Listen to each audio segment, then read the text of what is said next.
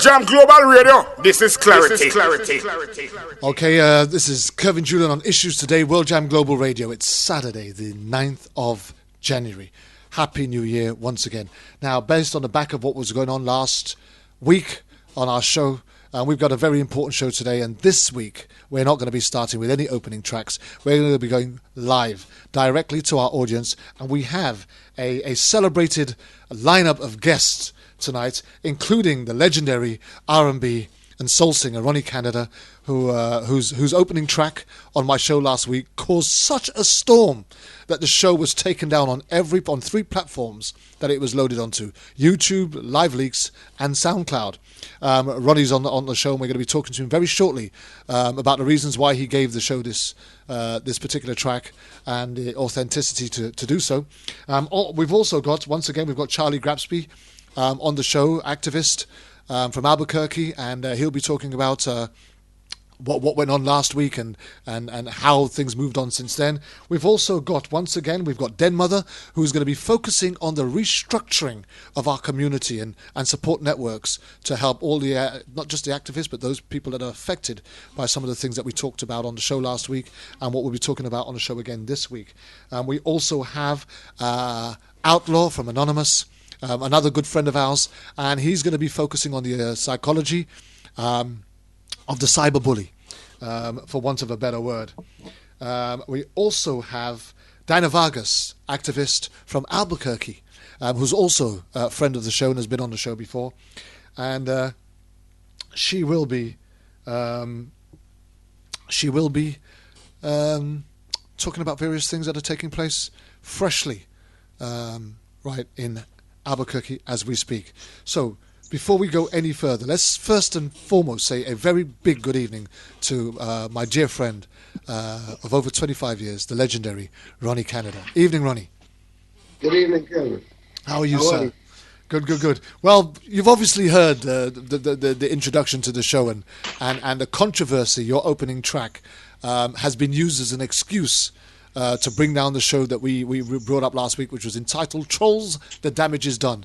And Trolls, The Damage Is Done is basically about the cyberbullies that have been causing a lot of havoc over the internet. But for some reason, they used the fact that we opened up the show with your track as an excuse to launch an attack on the show and get the show removed from every platform. Does that surprise you, first and foremost, Ronnie? I'm very much surprised. Okay. I'm very much surprised. And why does that surprise you? It surprised me because I gave you permission to use the song. Okay, I wrote that song with Martel Malavasi. We wrote that song in Tenerife together. So if there's any confusion from his end, I'll check with him and see. But I also understand that there's a problem going on with SoundCloud, with BMI, ASCAP, and all the big companies that represent all the artists. Spotify, they're all they're going through changes right now to make Spotify and SoundCloud and all of these people pay for using our music, which they haven't been paying any of the artists anyway. Okay.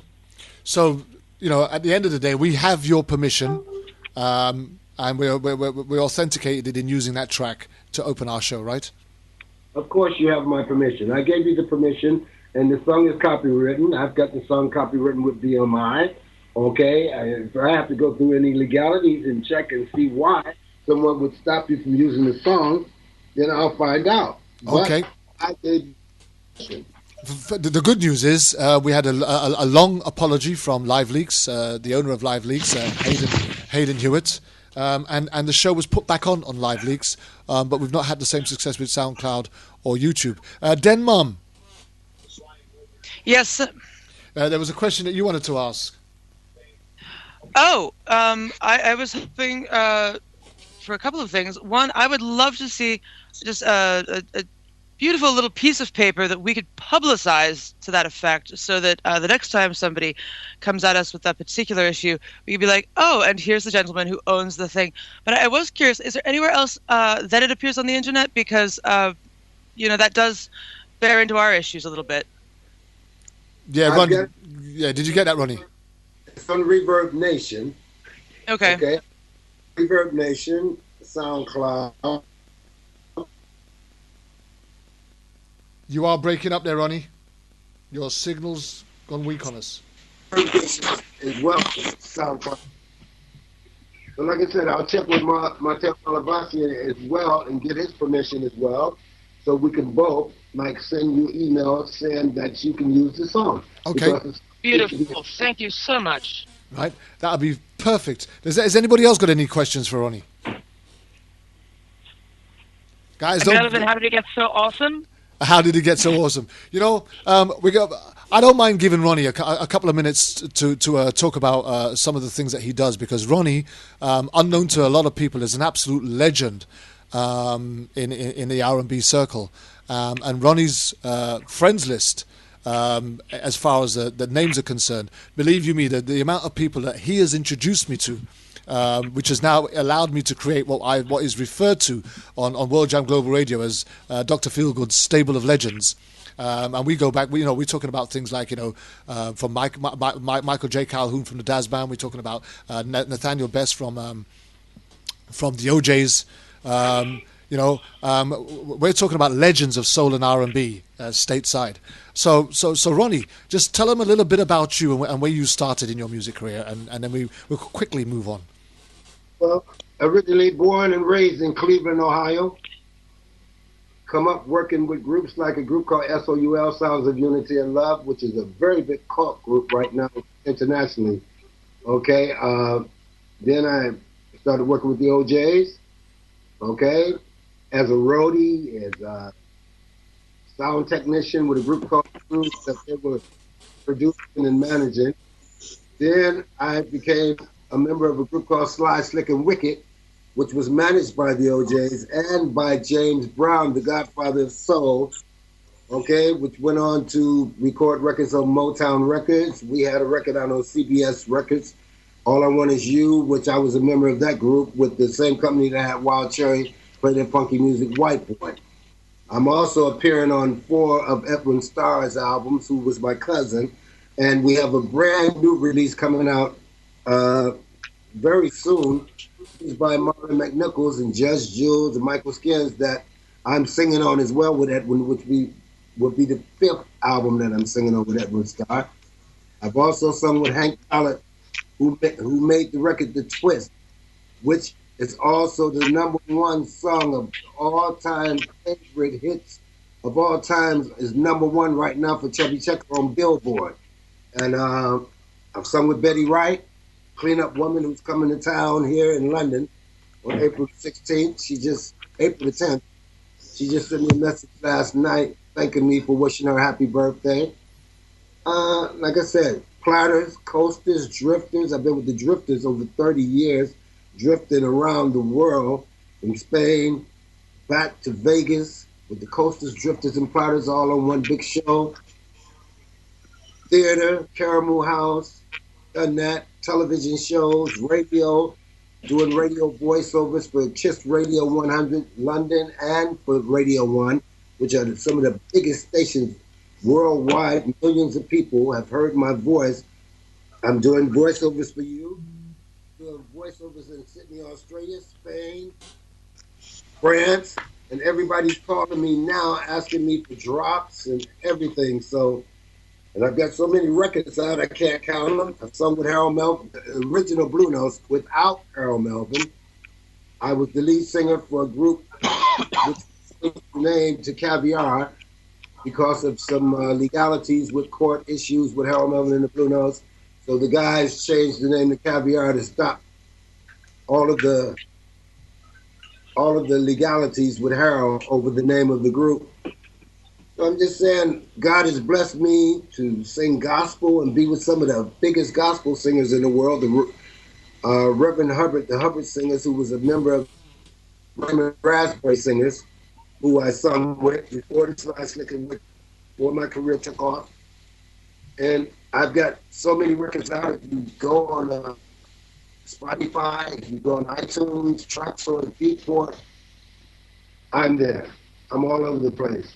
But still trying to get that #1, which I've been denied for so long. But 2016, I think, is going to be a great year.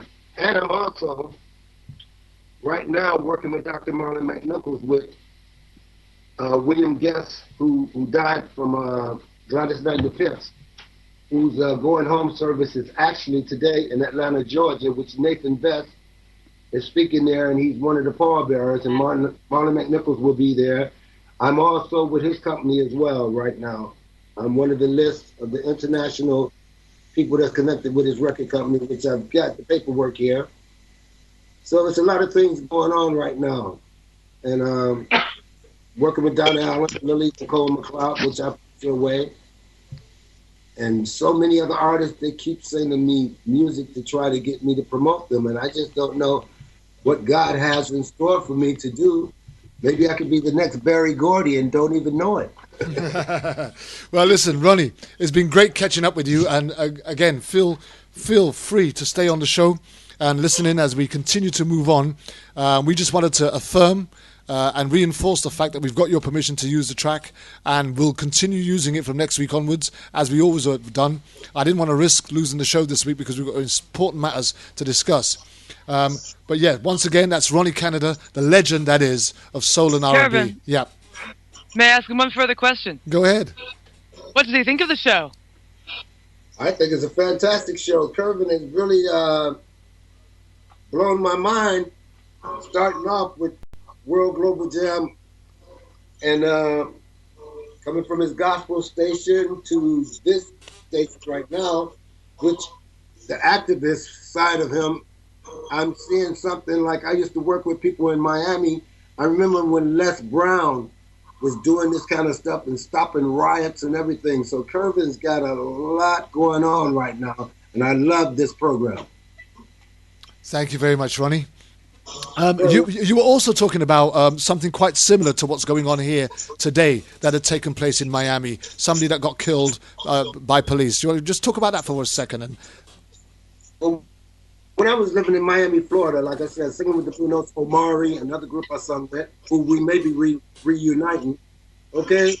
A guy named Neville Johnson, he was in a pinball recreation place, playing pinball, and something broke out, and the boy got killed for no reason by this police officer. His name was Alvarez. And there was a very big issue about that all over Miami, and it started riots. And this was back in 1984, 83, and Les Brown was married later, but Les Brown was one of the biggest black activists in all of Miami. Les Brown was like the Martin King of radio. And Les went out there actually and told these people to stop the riots, and they stopped them. Okay, he could either start a riot or stop a riot. And he had a program you're doing right now. But this boy got killed. Neville Johnson got killed innocently just playing pinball. And the police department, they all went against Neville Johnson and tried to make him look like he was a bad boy or something. And the boy wasn't doing anything at all. And this guy, a Latin police officer, Alvarez, killed the boy in cold blood and got away with it. And it's a shame today. Tamir Rice, I'm from Cleveland, Ohio. Tamir Rice, I know the Rice family. I don't know Tamir, but I know the Rice family. One of my friends I went to school with, Ulysses Barnes, he's a Rice. His family is Rice. Donald Rice. All of these guys were very popular singers in Cleveland, Ohio. And they're a very good family. There's no reason, even if a guy was out there playing with a toy gun. I used to play with toy guns when I was a kid. And you out there and the police officer, they lying on people to kill it. Michael Brown, they just keep killing our people and getting away with it. And it's a shame, and it's got to stop. Even Sean Levert, from Levert, the old Jays is his father, Eddie Levert. The police beat Gerald Levert up for no reason because I read an article. Gerald Levert was following one of his friends home, and the car broke down. Gerald got out to help him. The police came up and started a problem, and they beat Gerald Levert up. So the Levert family has been abused by the Cleveland police and treated like some little scum in the street when they were millionaires and doing a lot for the city. Even if you go on YouTube and you push up Sean Levert, you see him sitting in the chair with the police officers, got him shackled, and he's crying out he needed his medicine because he had an issue, he had problems with his blood pressure and stuff, asthma, whatever he had. And sorry, Ronnie, have you got something on in the background there? No.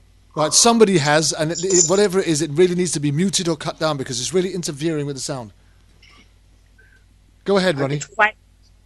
But like I said, getting back to that issue, the OJs, even as legendary as Eddie Levert is from Cleveland, Ohio, they killed his son, the Cleveland Police Department. I believe that I heard that they got maybe $4 million from it, but it don't bring back his life and his children, fatherless right now. I'm saying the Levert family is a very special family. Right. And how could this happen to people so famous that's done something for your city and they deserve better treatment than that? How can you let the police department keep getting away with killing our people? Amen. Listen, Ronnie, the most important thing that has come out from what you've just said is the fact that what we're seeing here today, what we're talking about here today, is nothing new. This has been going on for a time. It's escalated to a whole new level, but it's no different. So, Charlie. Hi, Charlie. Hey, how you doing? Hopefully you've been listening to that, and you've heard what Ronnie has had to say. Sorry, let me just go back to Den Mother 1 minute. Did that answer your question for you? Den Mom? Oh, I believe it did. I also believe somebody maybe... yes, I'm here. Okay. Did that answer your question for you? Yeah. Okay. I'm getting major echo. I think it's possible somebody's got the show on live or something. Yeah, that's what I think. Somebody's got the show on live in the background, and I can hear it feeding back. But still, let's move on because it's gone now, and we're now clear. So that's sounding good. All right. So if we're happy, I'm happy to move on and to get Charlie to come in now because Charlie, what Ronnie was clearly saying is that there is a history of this type of behavior from police. It's nothing new. It's not been over the last couple of years or so. He was talking about an incident that goes way back to 1984 in Miami, Florida. A history of what kind of behavior from police? Police abuses? Police brutality, unlawful killing, cover-ups, the whole scenario. Oh, there's no question about it. I mean, it's the history of policing itself has been... and people forget police forces only came about in the 19th century, beginning in England, which is why they wear traditionally blue and are called bobbies from Robert Peel, who was Home Secretary at the time. And then shortly after that, they were imported as an idea into New York City and elsewhere. I mean, people forget that before that, the police and fire departments in New York were really the Tammany Hall machine and competing machines, and they really weren't legitimate entities. But when police departments were instituted in England and then in the U.S. in the 19th century, the overwhelming population was very distrustful and did not like the idea. Again, that's why Robert Peel specifically used blue as the uniform for the bobbies to distinguish it from the red of the redcoats of the British Army, because people were fearful of arming the state to, in a sense, police, which didn't used to mean a police department. Police has a different meaning in terms of the verb, but to police them with force. It was very, very much not accepted, and has only in the recent years, with a very dangerous and frightening, very pro-authoritarian mindset in the American population, which goes contrary to every principle of the founding of this nation to distrust authority. And of course, the ones who trust it the most and the most pro-authoritarian are the ones who keep arguing about big government and libertarianism, and yet they're the first ones to arm the police and have them break down the doors because they think it's just them. those people are criminals. And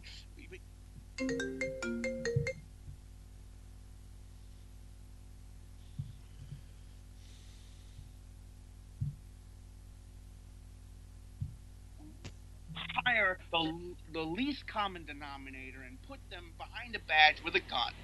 And these abuses are bound to happen. Right. Okay. Now, one couple of things. Just bear in mind, Ronnie, stay tight. Are you still there, Ronnie?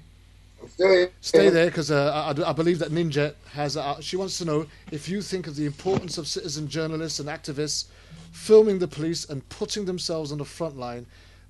We are having some tech issues. She wants to know what you think of the importance of the citizen journalists and activists filming the police and putting themselves on the front line. What do you think? That's what she's asking. I think it's very important because you have the evidence right there on the spot, which if you don't have CCC cameras like we have here in the UK, which I know they have in America right now, where you can see actual things happening on the street. They got the police with the videos in the car right now. I don't know if they're using them or not. I've seen some of the programs on your show, on your YouTube channel, some of the stuff you post, and some of the stuff that's just going on the news, on Sky, CNN, news all day long, somebody killing somebody's child or killing the guy in the streets in New York that couldn't even breathe, and they stomping him and kicking him. And the girl that just got killed, okay, she hung herself. They say she hung herself. You mean Sandra Bland? Yeah, Sandra Bland. Okay. Who to say? I've seen some footage on her as well that don't even relate to some of the evidence that they said she hung herself. I believe they hung this girl. I believe it. I hear you. We've also got some additional... Hey, Kevin, Go ahead. You know, on that point, too, and step aside just on the Sandra Bland thing, whenever you hear the word suicide associated with something in a jail, it's a red flag. And you need to take a very, very close look at what happened. And, of course, if you look at the how and why and what she was arrested for her to claim that she committed suicide for that is just implausible. It just makes no sense. Doesn't add up. But now let's get back to the importance of filming the police. As you and a bunch of people who've gotten to know me and know my history know, many, many years ago, before this became a phenomenon, particularly with cell phones and all that, and the rise of the camera and the cell phone, I began filming, and prior to that, audio recording every encounter I had with any authority. And that got me in trouble. They actually tried to prosecute me for wiretapping, for audio, for video, all that stuff. And if I hadn't have done that, they would have gotten away with their official lies, because what you can see, and it's all over the internet, the evidence is out there, you can look to the charges, you can listen to the allegations, and you can see the videos and listen to the audios, and you can see what is alleged, and what actually happened doesn't add up. And I take it very seriously enough that I joined up with an organization called PNAC, Photography is Not a Crime, whose primary focus was the right to film and photograph officials, and particularly police. And then I added into that my expertise in the area of public records laws, because the two overlap, and they become very powerful tools. And one day I think you should have Carlos Miller on the show about PNAC and Photography Not a Crime. But that's a really, really good point. I think, though, we really need to get to the issue of the trolls. Absolutely, absolutely. So go ahead. No. Okay. So, having done the introduction to the show, and based on the fact that last week we started the show on Trolls, the Damage is Done, and we looked at the role of the trolls and what the trolls had been doing. Our show was subsequently booted off the air, and we actually encountered, and I personally encountered for the first time in my entire life, at the age of 54, I encountered what it was to be trolled. And we received some horrendous trolling ourselves, as well as monitoring what was going on with the said trolls. Now, first and foremost, Charlie, I want you to just recap on kind of what started the process last week, how it started, and how we responded with that, before I then bring Outlaw in. Well, it started as like this.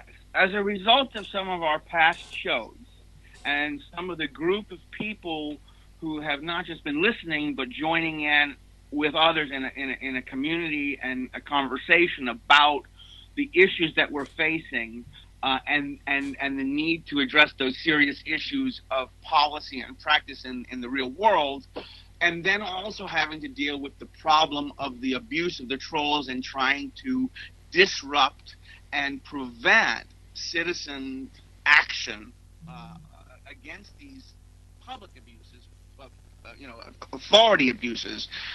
We began to discuss the impact that the trolls were having on our community of concerned citizens. And that doesn't mean anybody who's a membership list. I'm talking about just the people who are out there who are learning what's going on and see something wrong and want to stand up. And they stand up, particularly on the internet in something like Twitter. And next thing you know, their life is made hell by these people who come out of the woodwork and attack them, accusing them of all sorts of things, often just completely made up. And in one particular conversation, as we were discussing this and trying to say, maybe we should put our heads together to see what we can do to come to the aid of the victims of the trolls. I mean, and know what I mean by trolls here. I don't mean people with a differing opinion. I don't mean people who are persistent. I mean people who go out there with the intent to disrupt the discourse and the attempt to harass, intimidate, and harm the speaker. And that power. And some people might call what I have particular, reverse trolling, and that's fine. But it's distinct. Yes, I was aggressive. Yes, I was persistent. Yes, I was meticulous, and yes, I went after them hard. So what happened was, and to just give you an example, is Stax was talking after she was on the show with us, and she referred to how we knew the past that she had had with some serious harm done by some trolls. Yeah. And she said that it was reoccurring again. And she gave the name of the person. And so, without asking anybody's permission, but in the context of us having this conversation, I just went and I said, okay, I've heard enough. I went to that person on Twitter and I said, hey, play that game with me. And the reason I say that is this is not arrogance. It's certainly not something that anybody wants to call upon to have brought upon themselves. Yeah. I put myself out as a lightning rod only because, one, I've been through this all before, and nothing can hurt me in terms of – I can't say that. It does hurt inside. It does do harm outside if you don't counter it. But what I'm trying to prove to people is if you don't give them the power, they don't have any power. It's when you run and hide. It's when you get scared. It's when you let them affect you. And it's when you let them and you go quiet on this type of troll. Because one way to deal with a lot of trolls, the mere trolls, the nonsense trolls, is to ignore them. But this kind of troll, this just insidious kind of troll, you have to take their power away head on, because the silence, they want to steal away, they want to stop you from communicating as well as organizing with others, and they want their lies to be perceived as truths. So I said, try playing that game with me, because there's nothing in the world you can say about the facts of my life that are not already out there in the public sphere, and I have no problem with them being discussed openly. I know what I've done in the past. I know what harm I've done. I know what I've been accused of, and I have no problem with it. Go look at the record and find out for yourself. So I wanted to show people, if you stand up to the bully, not by being a bully per se, but by being persistent and meticulous and countering them with facts and reason and constantly challenging every false statement they make, you can take the power away. And what happened was, sure enough, and ironically, the individual who started this immediately came to me and admitted what he had done, said he knows it was wrong and was sorry in a sense, doesn't exonerate him, and he's going to be held to account. But he then said, look, I'm a victim here too. These other people baited me into this. They conned me to do this. They got me to do their dirty work. And then I started finding out who this whole little group of really serious trolls who have been out there since the Trayvon Martin case and are, hyper racist. I mean, I have never seen, even if you go back to the worst days of the, pre-civil rights era, none of the racist people would say the kind of things publicly that these people are saying today. Yeah. We have gone, this is an enlightenment thing that I have watched over the past 2 years. Yeah. It's frightening. On that note, Charlie, right? On that note, Charlie, how are they trying to incite the riots while we're still trying to call for non-violence? They do it in many ways. One, they pretend to be someone who's on our side, and they go and they say things that are calling for riots. Two, they go and they attack someone. We've got a police officer's wife, and we know that the police officer has these same views too, from Joliet, Illinois, who calls black people, all black people, feral beasts, and openly says what that already means. But she actually elaborates and says, these are subhuman beings. Wow. Subhuman beings. And so what they are doing is they are baiting people into a race war on both sides. They are attacking people for being a person of color or a minority viciously, so that they have, a natural affinity to say, hey, man, stop, this is racist, and to maybe get carried away. And they're baiting the people who have, inner prejudices to bring them out. And it's a very dangerous. I don't think people realize.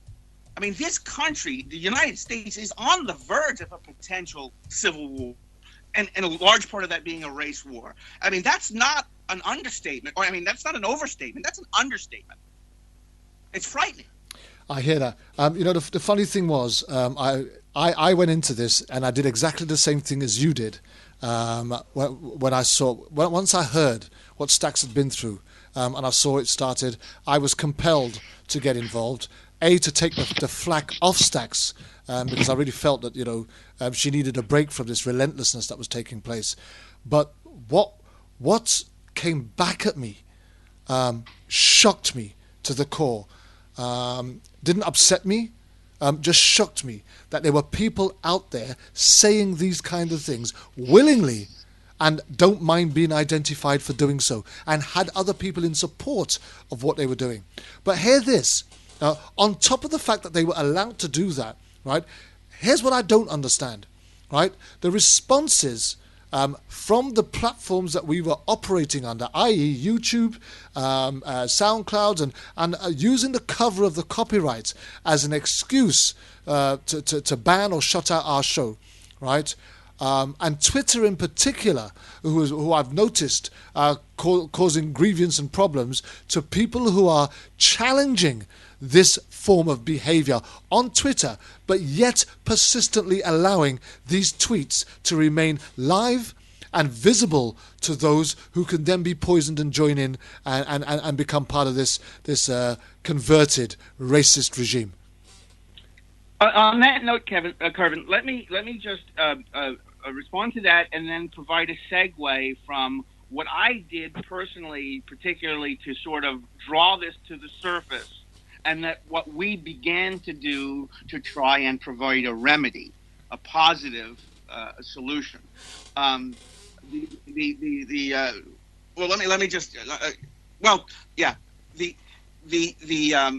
problem is Twitter is not being responsible and not being held to account. And I have with all of this, I've been called a child molester and a pedophile. Stupidly, because it's not only false, but I've already been through that and have won significantly. And so doing that to me was the stupidest thing they could possibly do.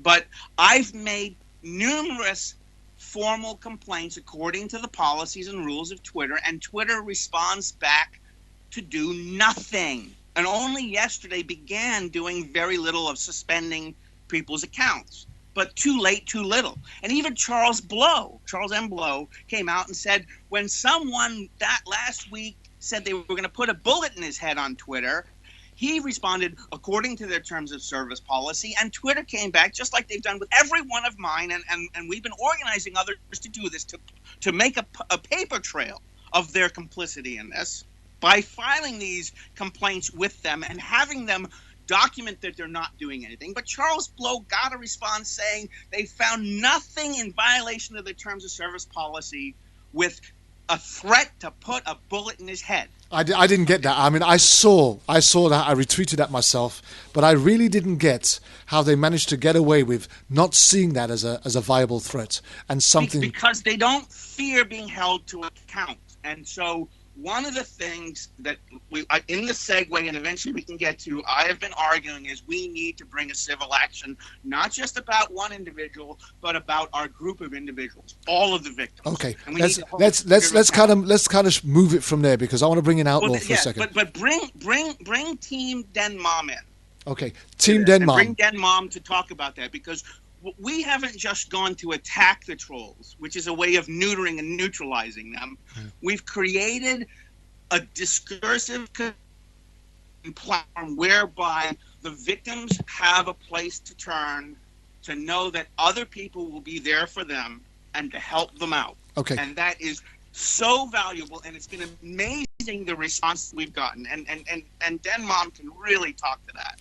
Den Mom, come on in, and here's where I bring you in, and on this point, how much of this creating the platform to support those that are being victimized on this do you think was responsible for the reaction we got from the trolls in the first place? So, I think it had a great deal to do with some of the major elevations that we saw this week, especially, at least on the online platforms, with some of these individuals, because it had been at a fairly steady pace and targeting individuals within the movements for a bit there. And then, wouldn't you know, we have this program and everything goes crazy with the sound coming down off of every conceivable platform. And so, the idea for Team Den Mom as an entity, right, has been living in my head and others for some time, but it didn't manifest as an actual account or any clearinghouses. We've talked about having it until literally the day after the last program. And then here it is, and we're already in a week. There's discourse happening about this thing that we've created outside of the core group, and it's amazing to me. Even if it's a small following, it's growing, and there's likes coming in, there's shares coming in about people. Like you have this hashtag that's amazing. And I think the strength of it, honestly, comes from several things that we're just embodying as the ethic of the group. We're diversified and intersectional within groups and without them. We're not tied to any specific movement, and that's very important that we stay open-minded to the fact that this problem exists beyond the things that affect those people we individually know or may work with. So that's a big deal. We need to stay aware of how this is just a widespread problem in any movement that's trying to create social change. Second of all, we try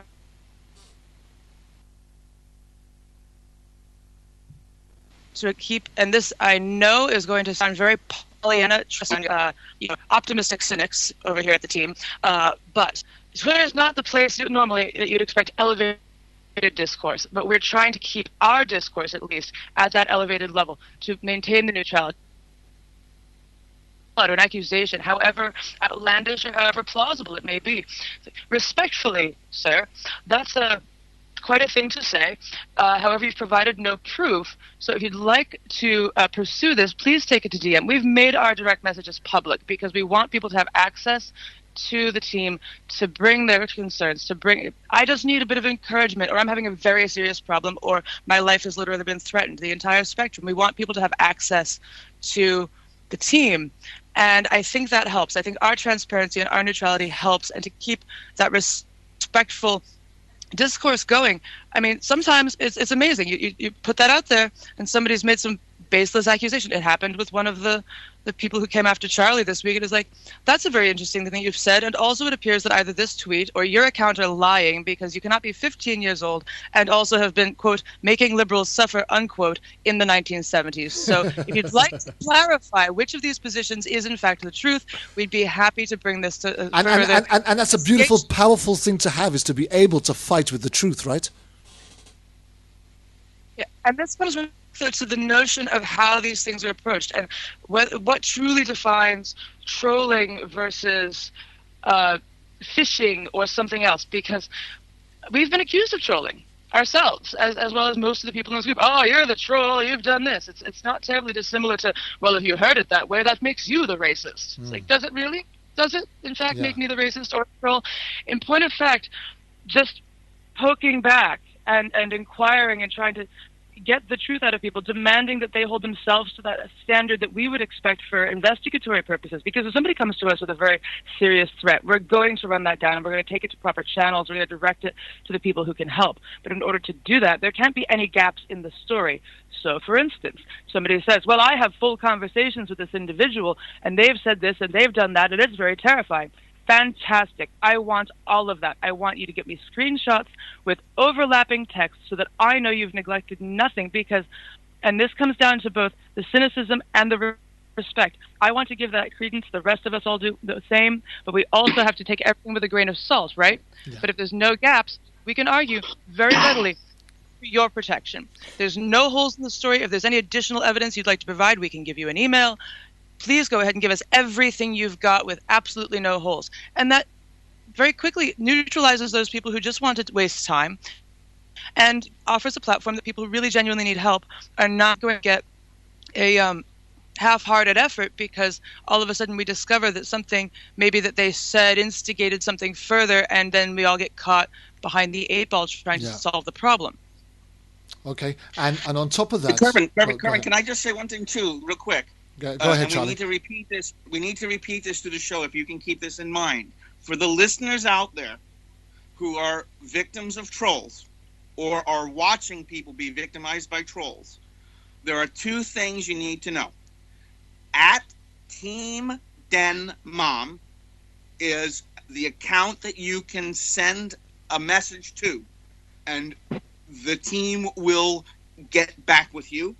And you can use the hashtag #OpAtroll, OPATROLL, which someone asked, and this is what it stands for: OP as an operation, patrol the trolls. So use those, please, and share that with people who are being victimized, and let's work together as a growing community to neuter and neutralize this problem. And just to add to that, fantastic, and thank you very much for that, Charlie. We have come together as a team of people, and let me just expand on that, because although we've newly formed ourselves, we are already establishing ourselves as a nationwide movement, and international, worldwide, because I'm here in the UK. Right, and most of the people that are speaking on this particular show are not situated in the same place.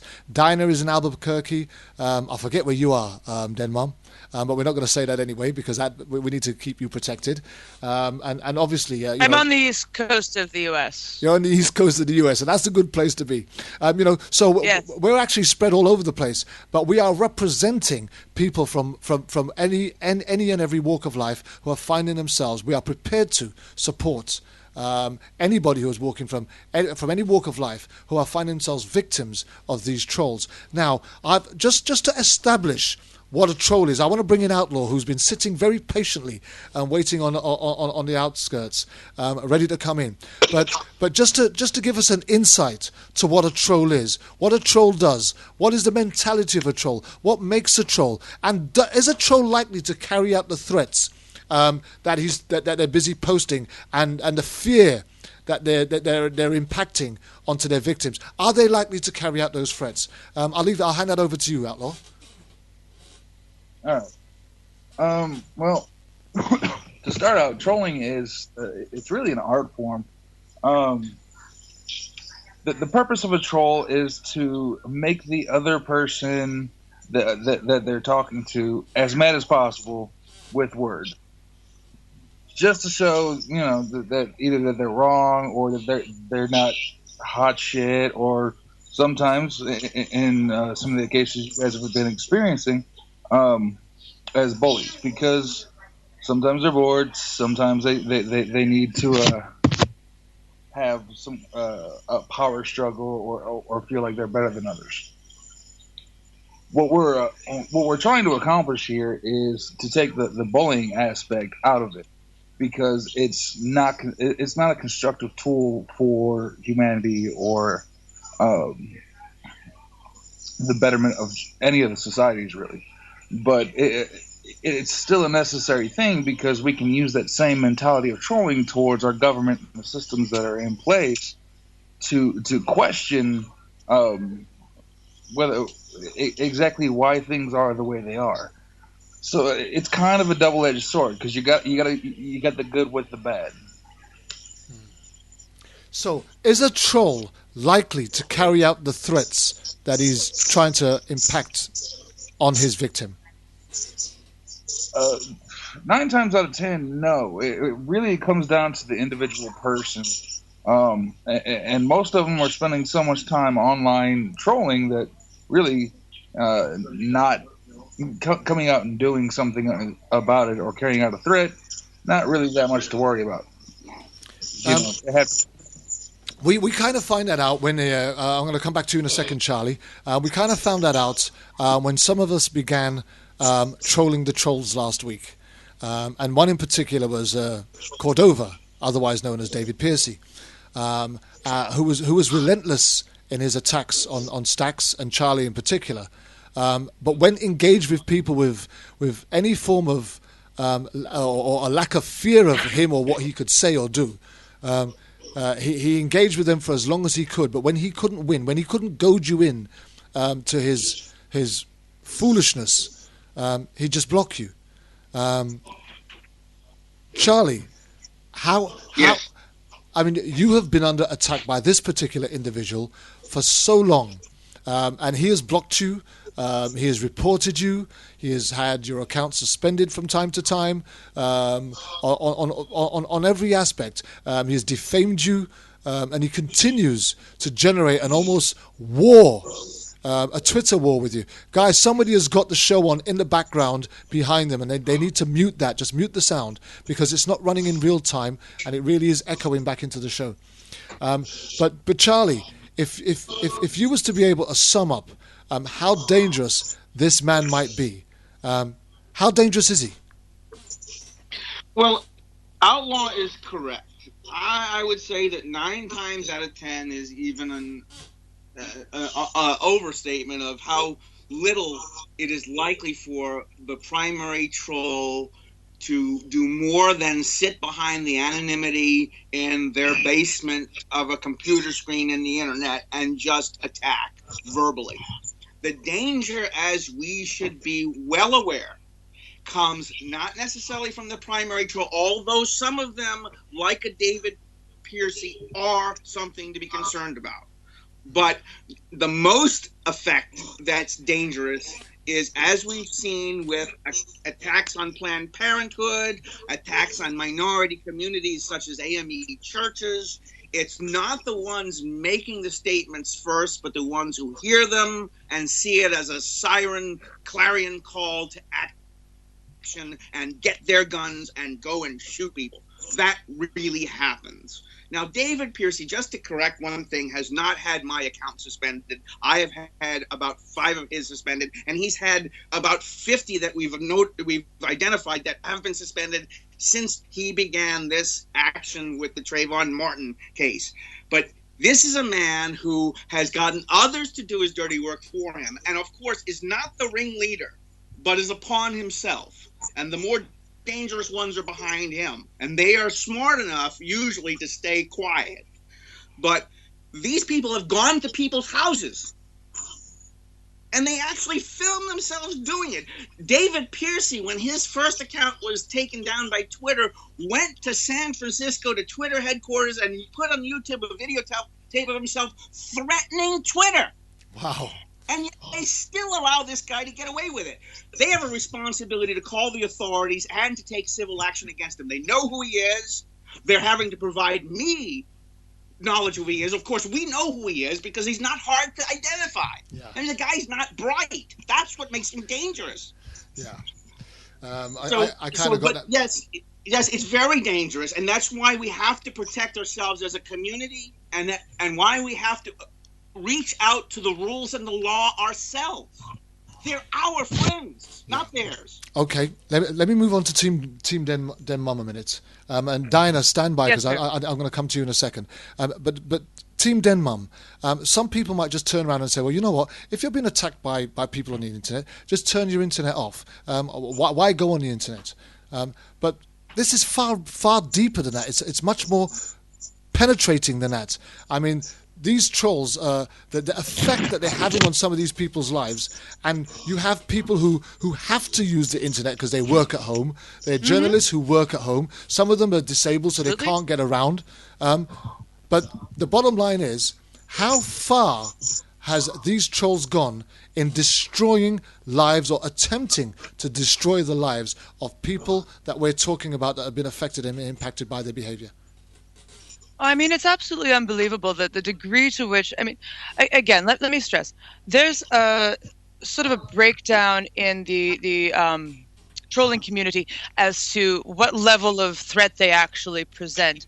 But that said, even the lesser ones, like this to me and the rest of my team comes down under the sort of like sticks and stones, etc., is not actually a valid response to bullying because it's not true. Psychological damage is damage. Yeah. And that needs to be acknowledged and respected. And just sometimes that's, again, where we come in with just a little nudge or a little digital hug or something like just keep up the good fight, stand proud. We have these hashtags that we use just as boosters, if not to, fight the good fight per se, just the quietly rising up fierce again and just helping other people to stand tall through the day. Because psychological damage is damaging. And so it shouldn't be minimized. But on the other end of the spectrum, I mean, you have people, they've lost jobs or businesses. Their finances are wrecked. They're losing their homes, or they have lost their homes. Threats to their family members, their children, their pets, and some of these, like if you go from the lesser, it's a bell curve. You've got your mid-grade. They've got way too much time on their hands, and they're going to just be a bother and get in the way of the work all day long. And on the weak end of the spectrum, you've got some people with clearly very little to do else in their lives who spend all day just playing the sticks and stones game. I know you are, but what am I, etc. But on the other hand, there's the 1 to 10% of people who are genuinely threatening, who will show up at your home, take a photo of it, post it, and say, look where I've been. And that can be terrifying, and it rightfully should be. And that's just like, I showed up. What's next? You have people, again, it's a psychological terror. Even if nothing happens, this comes back to the friends that I mentioned last week. They've had no overt issues since the point where their public information, their address and family members and things were made public on the internet. But they're constantly on guard now. It just puts you in a whole different mind frame.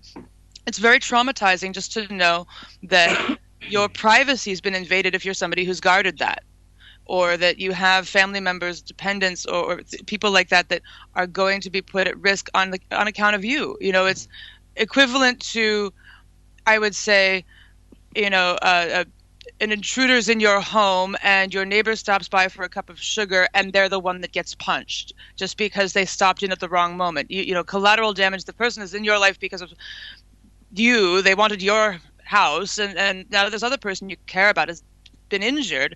In a sort of odd metaphor for that, but these are the things. The trauma and the worry extends far beyond people's individual concerns because everyone has people they care about. Everybody has people in their lives, except presumably some of these incredibly bored people who seem to be online literally 24/7. It is unbelievable how much stamina some people have to just sit there poking sticks at everyone. But this again, this comes back to, and I'm going to digress a little bit, to some of the things that we on the team have been doing aside from the more investigatory and hardline work that is our passion, because there was a thing that we put out earlier this week. There's a photo of two bears. You may have seen it. Yeah. Right. There's a teddy bear, a cuddly little teddy bear holding a plush heart, and then a wild bear on a path in a park somewhere, basically saying, we have two faces. You get to decide which one you see. But, it's based on your actions. It really is. And so part of what we do when we're not being the mean wild bear with the claws and the teeth and the whole thing is just to stay cuddly and to stay on point. And we enjoy the absolute heck out of creating ridiculous, funny hashtags that can just keep people's spirits up. Like, we stole your troll, the thing that happened yesterday. Yeah. And on this nature of the really disgusting language that was being leveled at Wjgr and others, the notion of the word feral being a synonym for some, much more conventional slurs, we'll say. All of a sudden, we've got 3 to 5 people I know of since yesterday who are on Team Feral because, you know what, I'd rather be feral than a bigot, and I think a lot of other people would agree. Yeah. And and that's been amazing. The wealth of support that we've received back from making that stand, right? Mm-hmm. That's been and coming encouraging. out of the sense of humor, they don't expect it in some cases. Kindness, like lethal levels of kindness, and a sense of humor that just goes on for days, confuses people. Yeah. Oh, one of our people was just the last response they got was, "You are strange and unwell." Oh, thank you for pointing that out. So, just absolutely insightful of you to notice this. Thank you. We are very strange people. Listen, let's just quickly shift over to Dinah. Dinah, are you there? Yes. Dinah, what kind of families are in need of help by Team Denmon, for example? And I suppose we're looking at cases like Justice for Jackies. Yes, definitely. The thing with the troll is because, like, social media is so new, it's really hard to say what is a true threat and what isn't, or is it just like some stupid cop's wife like defending the blue line, or is it somebody that's actually going to come out and cause some harm? The Lewis case that happened here in Albuquerque, New Mexico, it's by far a dirty shoot, and not by a police officer, but the police were actually shielding and protecting this the shooter, who was a white male, who shot a black teen, his identity, his protection, and it's so absurd. I've never even seen anything like that here, and you could see just about anything here in Albuquerque. And so they definitely need help with their trolls, with people going on, and really help weeding out who is, like the examples that were spoken about on the show, who is somebody that's just sort of logging on, who's bored, or somebody who's defending like the blue line, or somebody who's actually serious and may in fact cause harm. And so, people get trolled all the time. We know what trolls are. And because they are a new thing, I'll have to admit, I don't know much about the insights of a troll, other than I know that it's psychological warfare that could potentially cause, bodily harm, which now concerns me, because I'm like, wow, I'm thinking about all the times I've been trolled and how many times I've ignored it because I just thought it was a distraction. And I'm like, maybe I should revisit that, process that I've been going through. Let me see, probably people like Justice for Carrie Lives, they could probably use help with the trolls, because she gets trolled often, if not daily. It's just, I guess we could all probably just look at trolls a little differently. Okay, just quickly, I just want to bring Denmon back in. Denmon, come back in. All right. I do want to stress something very, very important. I mean, because the very sad fact here is that not only have these families suffered just atrocious, appalling losses, but have been simultaneously thrown into the limelight. There's a thing that happens when you automatically just become an instant celebrity that becomes very difficult, even if it's for a positive thing, right? But this is for a very traumatic thing. It's incredibly isolating.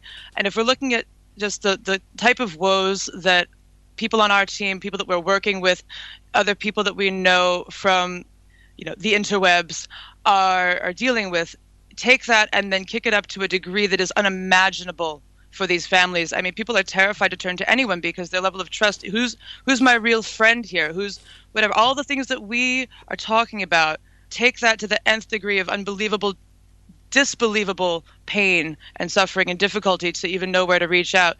People who are afraid even to seek a therapist because they don't know what's going to happen to them if they do. And I would just like to stress, absolutely 100%, family members of anyone who's been a victim within any of these movements, all of these, the litany of names that hurts me to my absolute heart every time it goes up, because I have some friends who make a point of posting it every week, and it's just getting longer and longer, and I just weep. And the rest of us do as well, in whatever their emotional response is. We get angry, we get sad, we get a lot of things, and we want to get in there and help. And please, if people are in touch with family members of victims who need just someone to talk to, someone to refer them to the same kinds of resources that we would refer somebody to who is having a lesser issue, just that hug online or whatever. We will put them in touch with a real person. We will give them that extra level of care, because truly that's who we're fighting for right now, them and the people they've lost. That is the movement. That is the work we're trying to do that these other individuals are getting in the way of. So that just needed to be put out. Absolutely. I'm absolutely. I think that we will make an exceptional level of to see happen. Okay, let's just go back to Charlie a second. Charlie? Hello, Charlie. Ed? Yep. Dad? Yep. Are you there? Just need to bring you back in. Revisiting the trolls we have encountered. He helped them with learning how to use the Freedom of Information Act. Now, maybe it's time for again now? You wanted to come back in with the Freedom of Information Act, how that can be used, especially in response to what Dinah was saying. Oh, well, yeah. I mean, I think Dinah can attest to the situation in Albuquerque of how valuable it is to learn about the public records laws, and how valuable it is for someone who has some knowledge and has some willingness to help, to call out, even if you don't know them, and offer assistance. I met Dinah after I witnessed a brief coverage of a police execution of a homeless camper named James Boyd in Albuquerque. Yeah. And I began trying to inform the public that this happened, and I looked for the people in Albuquerque who were doing things, and there were a lot of them. And I reached out and found Dinah, and I said, "Hey, Dinah, I'm here to help if you need help. Tell me what you need, and let me make some suggestions." And one of the suggestions I make is own the public records law. Use the public records law. And I showed them a strategy that I have developed over the last 30 years of learning about these laws nationwide, which has proven effective not only in bringing out the evidence that even the major media was denied, such as videos and internal interviews about the shooting that proved and actually led to the only 2 officers in Albuquerque history to be charged with second-degree murder, but has this week led to the public records custodian, who I consciously would communicate in my requests themselves and in my communications with the request that, hey, don't let your bosses get you caught, because you yourself can be held both civilly and criminally liable if you don't produce the records. And we proved it to a point that he began pulling away, and we watched it happen as a lawyer who, for the city, became the one who would then deny the records. He's now claimed whistleblower status. He is now suing the city, and he now admits that the city of Albuquerque has been telling him and has been conducting this activity to deny and destroy records that implicate the city and police officers in criminal acts. How do we use this now information against the dangerous trolls? Well, knowledge is power. And for example, look at David Percy is learning. He found my Scribd account after he made public records requests for what he thought was my probation officer, when he thought was the judge, like the judge is going to respond, and what he thought was the state attorney who could care less of what he's saying. In fact, he's only opening himself to these people seeing him. And the worst thing he could ever hope for is actually someone takes a bite and gives me the opportunity to drag him into a legal action of that nature. But I mean, he's copying the language I use in my public records request strategically, not knowing why. Because all you have to do to make a public records request is say, "Give me the record. I'm entitled to it." You don't even have to say the latter. They're supposed to know that. But, hearing all of that, right? But you can get the records from those agents. So when he threatened me, I went to all that and I said, because of what he's saying. Every lie he's coming after me, and I'm not. So that's how you use the public records law in terms of trolls. And you also use it when you file a complaint with a public agency, like a law enforcement agency. Use the public records law to follow up, like I am doing with that woman I said, the police officer's wife. I'm getting the records of the investigation into her and her husband, which is underway and has been conducted by both the police and the prosecuting attorney, who are concerned and who has filed a false police report claiming her Twitter account was hacked. And it's not her. And yet, I have proven to the police department that that is a false statement. A serious crime, and it's about to come back and bite her and her husband. Okay, let's quickly bring in Dinah. Dinah's eager to jump in. Come in, Dinah. Hi again. So, like Charlie was saying about the requesting public records to your benefit in response to trolls. So, let's say somebody is consistently saying that you hacked them or whatever the situation may be. You can go down, or you could file online, however you choose to do it, to request all police reports made against yourself. So at that point, you'd be able to see who has been filing reports on you, or you could, if you suspect it to be like a cop or somebody who works for the government, you could request information on Twitter accounts that had been made to actually like troll activists. That was recently highlighted in California. I don't have exactly the group that had performed the public info request concerning Twitter and Facebook accounts that were fake, that were designed to then troll people. And if somebody happens to be afraid to fill out a public records request, you can, in New Mexico, specifically New Mexico and Albuquerque, you can always come to us and we'll fill out the public records request on behalf of you. Not that they know that we're filling it out for you, and then we just, make the records available. So that's another way you can do things. Charlie also, in the instance of being afraid to file IPRA request, he had a whole bunch of different people just fill out requests, and random people were now picking up these highly needed records. And so there's a lot of ways you can get around the fear, but it does take like a collective, like a small team, and constantly always reaching out, because like I said, I think it is psychological warfare, and if the trolling has gone to the extent that you're now like at home and afraid to do things, like it's definitely impact your life. And reaching out to people is never wrong, and we should always do that in order to combat hatefulness and in the search of justice. Okay. Thank you very much for that, Dinah. Outlaw wanted to come in with the point of the attention being focused on the trolls. You want to come in, Outlaw? Thank you. Hi, Outlaw. Okay, let's quickly move to Den Mother. Mom? Yes. Okay, Outlaw was talking about the attention that was given to trolls and how that just encourages them. Now, for example, the likes of me and Outlaw would probably turn up on their doorstep and take them round the corner and have a very friendly, encouraging conversation with them, which would leave them less likely to want to Twitter us again when we finished. But not many people are made that way. So most people are withdrawn into a fear. So how best can they respond? What's their best means of response?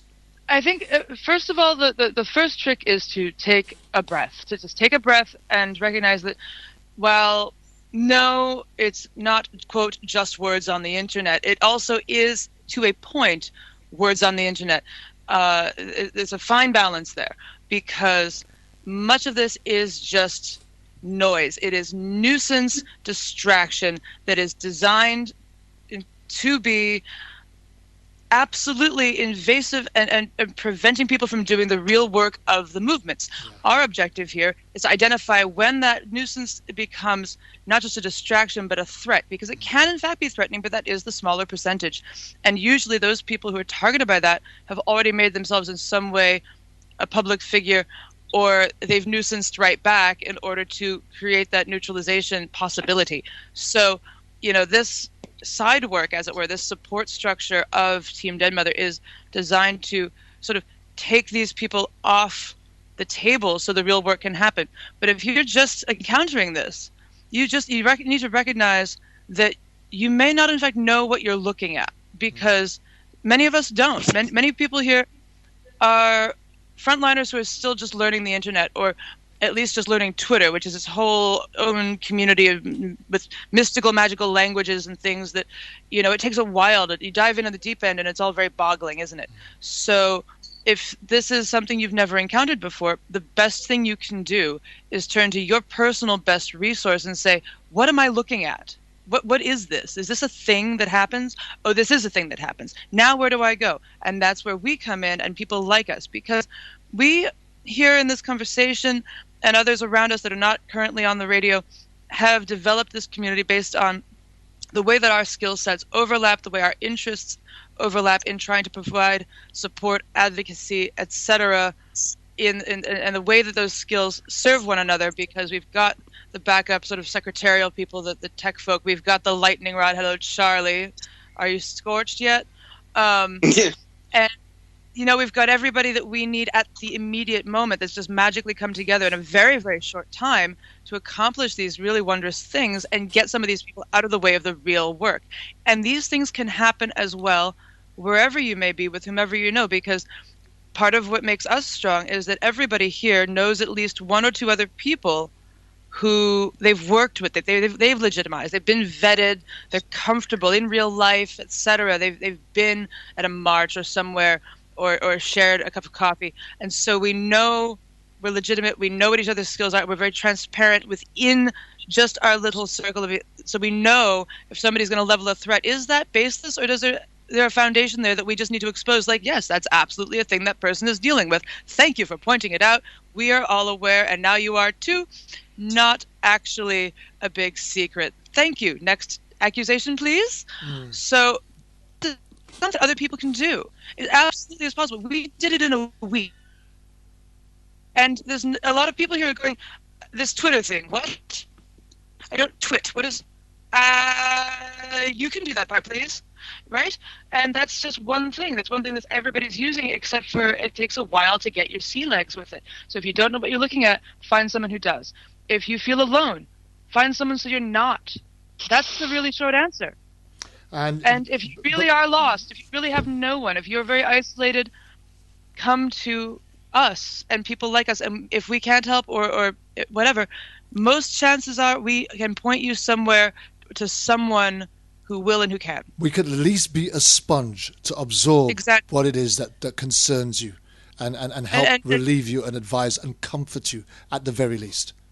Part of what Team Dead Mother is trying to do as sort of a neutral party, again, intersectional cross movements, we are not experts in absolutely every movement, but we're passionate about social change, social justice for all people. And so if somebody comes to us, and they just need that comfort, absolutely, they can have it. And if they have a query, I mean, the hardest thing to say on this earth some days is I don't know. But the trick is to follow it up with, and I will do my best to find out the answer for you. And it's something that we can do. We can refer people out. The greatest strength that we have collectively is the number of other people that we know. And the better part of wisdom is knowing where to find the answer you need. So as a clearinghouse, as it were, for these kinds of things, some of these issues are above our pay grade. If they need the public record search, if they need something, they need an attorney. We're not attorneys necessarily, though that some of us have legal expertise, things of that nature, but we can find you one. Yeah. If you need a public record search done, point you somewhere that's do it, or they can do it. These are things that can happen. So it's not about we know everything. It's more like we know a great deal of everybody. Yeah. Well, one of our most vocal activists was actually went into hiding, left the scene because of threats to her family. And although we respect her decision, one of the things that we believe is that if she'd had the support that we're offering right now, maybe she wouldn't have had to have done that. And the thing is, when you look at some of the things, like, for example, the one particular tweet which shocked everybody at the beginning, just after the show, which was the one from allegedly Andy Pawley, calling for the lynching of Tamir Rice's mother. Now, you're talking about a woman who is still grieving for the loss of her son because justice still has not been done. No one is paying for the crime of taking the life of her 12-year-old boy. So here you have this woman in the middle of a grieving situation, still trying to come to grips with why people ain't bringing her about some sort of charge so she can put this thing to bed. And then here comes this attack from the trolls. And fortunately for Tamir Rice's mother, she actually has people around her that could probably support her, and she may her herself may not be in need of something like Team Dem Never just now, but it could work for her in the future. But there are others. If they came under that sort of attack, it would be absolutely detrimental, wouldn't it? Yes. So how do we reach out to the other groups? How do we make ourselves approachable to the other groups so they're fully aware to extend what we're doing right here at Teen Den Mom, so that it becomes accessible to all? Well, our Den Moms have been working hard researching. We're trying to collate, the most possible accounts of interest to sundry current movements, hotspots geographically, like Albuquerque, places like that. We're trying to, again, diversify our news stream so that we're hearing about different things. A good example from this past week would be the Benny situation in New Jersey, right? The teenager who was brought into the principal's office on account of posting some pro-Palestine things on Twitter and was called on the carpet, and it's become this huge national or international story at this point, and it's unbelievable. And this young person, I mean, I swear, if I had half the ability to be articulate at this age, I'd be a heck of a person. I'm so impressed. But because we've been following, not on personal streams, on the Den Mother stream, on our news feed is full of issues, and we continue to reach out, even just retweeting, like with a hashtag of, like, there was a woman yesterday who was kicked out of the Trump rally, right? So hashtag Islamophobia, hashtag Trump gets us a little bit of attention from the people who care about that. The Benny thing. I stand with Benny, hashtag Palestine, hashtag Israel, catches the attention of people who care about these things. We follow LGBTQIA issues, and sometimes we share it along, sometimes we comment, it all depends. And the more of these things that we can find, be exposed to, be referred to, the more outlets we have to put it out there. As soon as we make contact with an individual who's having a slight issue, however tiny, literally, it could just be a bad day, within a new mood, and it could be a literally new movement, like Benny's. It really just happened days ago. We connect with, if there's an op, if there's whatever. We're not affiliated directly, but they usually are a good clearinghouse for news. So that means that we reach out, then they reach out. Word of mouth is a powerful. At Team Denmom, use our hashtag OPA troll. If it is actually something of urgency, hashtag urgent, all capitals. Follow that. If you're afraid to tag in the person and give a mention that's going to come direct back message. Direct message. Absolutely. It does not have to be public. Our direct messages are open to the public, and we welcome them. So if nothing else, you can always come to us. And, we try very hard to stay on top of, and we also count work to point us at things that we should be paying attention to. So, for instance, some of us on our individual feeds were following the Flint water crisis. And all of a sudden we realized we're not following any of that on the communal timeline, and that's something that needed to be remedied. So now that's got covered. And now we can stay on top of all of these issues, and we can create lists if we need to when it gets to the point where it's overwhelming. But mostly we just like to see all of it scroll by all day long so that we don't miss anything. Okay, I want to bring Outlaw back in. Is Outlaw still there?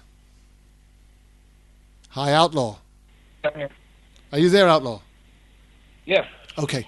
Here's where I want to bring you in, and thank you very much for that roundup there, Denmom. And we're going to bring you back. Did that answer your question? Because I know it diverged a little bit. No, that's fine. But we're going to bring you back in very close, very soon. I just wanted to shift to something else for a minute because in all of that, what we've discovered. Is that people are using multiple accounts in order for them to be able to hide their true identity. And I'm going to ask Outlaw, to explain socks, bots, and docs and all the rest of that, and explain a bit more to the ordinary listener how someone is actually able to create these multiple identities in order for them to launch these attacks that the victims that we're talking about are finding themselves coming under. I'll hand that over to you, Outlaw. First of all, tell our audience what are the socks, or what are they? All right. Well, there are different ways to go about these, making the different identities. Some of them are people that actually have operate under a pseudonym or fake accounts that they really don't care if they get banned or suspended. It's created just to troll. Other ones are bots that have a set amount of responses and stuff like that. If they're trying to flood your page or something like that, to basically discourage what you're saying, there's all kinds of ways that it can be done, and it's really difficult to track down the actual person behind it. So if it becomes a problem, one of the things that you can do, which I try to I always recommend against, because usually if you just ignore a troll, they go away, they get bored. Usually, but if it becomes a problem, then what you do is you engage them, and you engage them on a confrontational level to the point of responding to something they say, because they're going to see what you're saying, and they're going to want to respond. And by doing that, you can start to narrow out the psychological profile of the person, and you can look for all kinds of clues as to who they really are. Because about half the time, a troll is somebody you know or deal with regularly, because they want to know what you're talking about and what you're about. But they don't know how to tell it. They don't know how to tell their friends, I think you're wrong about this, and maybe there's a better way. So instead, they just troll. Right. Anonymous. So it's kind of. There's all kinds of reasons why trolls exist, all kinds of ways that they operate, and shutting them down isn't necessarily the best option. I want to stress that ignoring them is the best option, but if they become a problem, as far as like threatening your life or anything like that, then feel free, contact Team Den Mother. They'll get a hold of us and some other people, and we will investigate and we will engage them for you and we will figure out who they are, and we will figure out why they're doing what they're doing. And that's exactly what we did last week, wasn't it, Charlie? When we decided to engage on behalf of Stacks, was that we just jumped right on in there. And started jumping in on the tweets that they were tweeting, A, to her, and B, what you were tweeting to them and they were tweeting back to you. And before you know it, by hashtagging and including other people into that conversation, all of a sudden a wealth of people joined in support, because I saw names coming into those conversations that weren't there when we initially started our conversations with David Piercy, David Cordova, or whatever he wants to call himself whenever he chooses to use his different accounts. But a whole wealth of people from different places started to come in on those conversations. And then I also got inundated with inbox messages, direct messages from individuals who had been attacked by him, some of them who have actually legitimate lawsuits against him, one in particular who's actually got a restraining order against him. And yet, with these multiple accounts, he is still able to either himself or through the rest of these groups that he associates with, find ways to attack individuals. How else can we stem the flow of this attack for individuals who are finding themselves attacked this way, Charlie? Well, it is indeed exactly what we did. And I think the two key examples that came out of that initial start of this was the defense of Stacks, as well what immediately became obvious, which was the attack on Tamir Rice's mother by Andy Pauley, the wife of the Joliet, Illinois police officer Michael, and the call for her to be hung and for the lynching of black people. That just set off a set of ripples throughout the internet sphere and outside it. What people don't seem to realize, though, is the biggest impact doesn't come from those who speak, and particularly speak often using Twitter, but those who lurk in the background and just watch. And those ripples have become waves and are having a wider and wider impact that is beyond our control. We just dropped the pebble in the pond.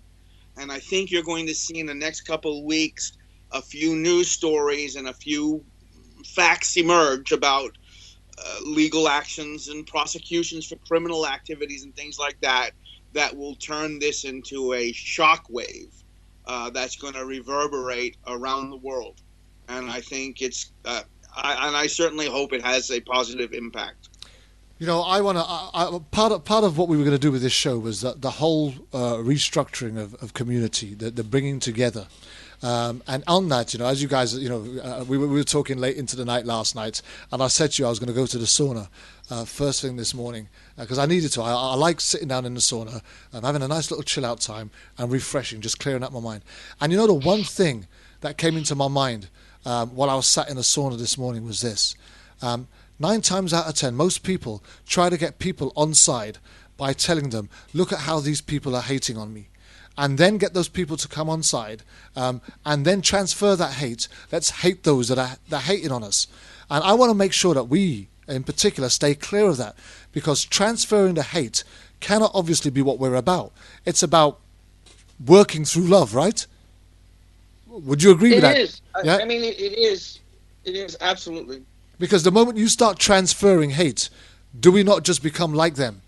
And that's what I'm seeing, spread across some of these groups that are and organizations that are venturing their stuff out there on Facebook, etc.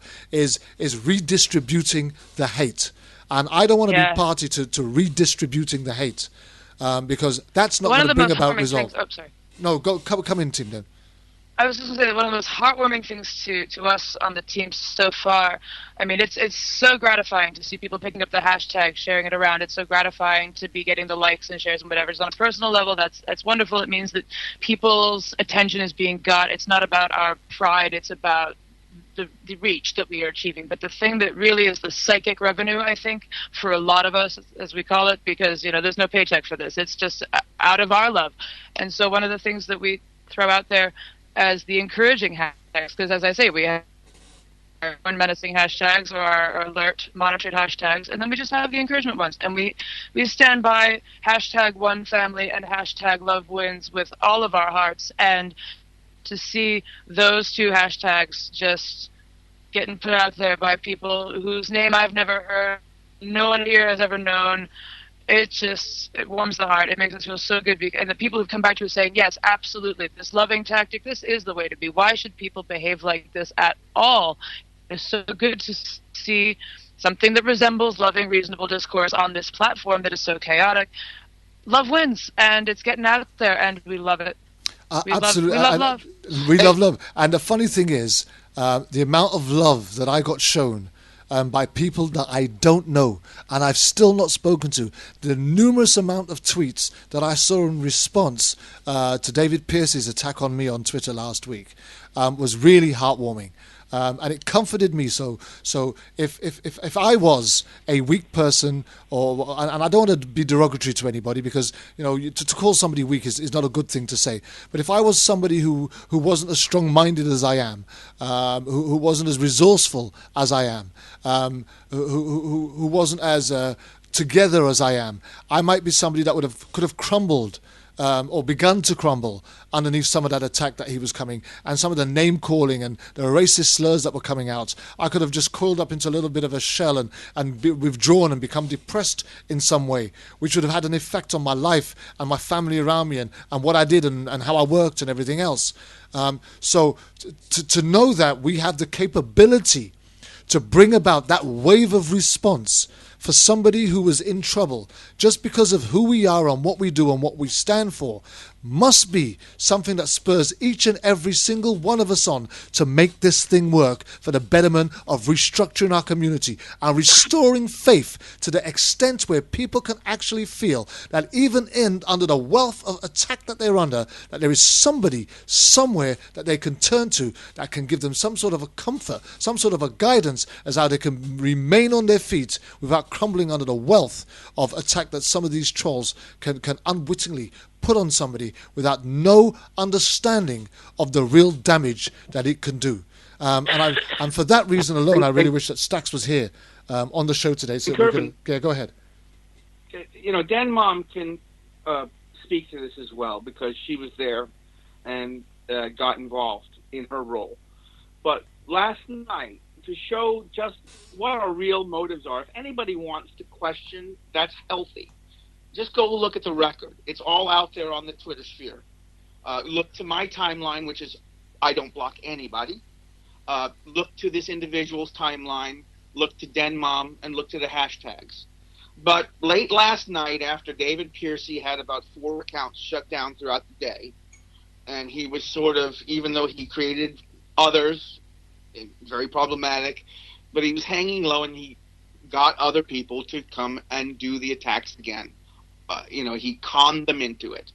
And a young kid, about 19 years old, who wants to be a police officer and clearly is misguided but sincere, immediately jumps in out of nowhere and says he's hunting me because of my attacks on children, reference to the pedophile charge.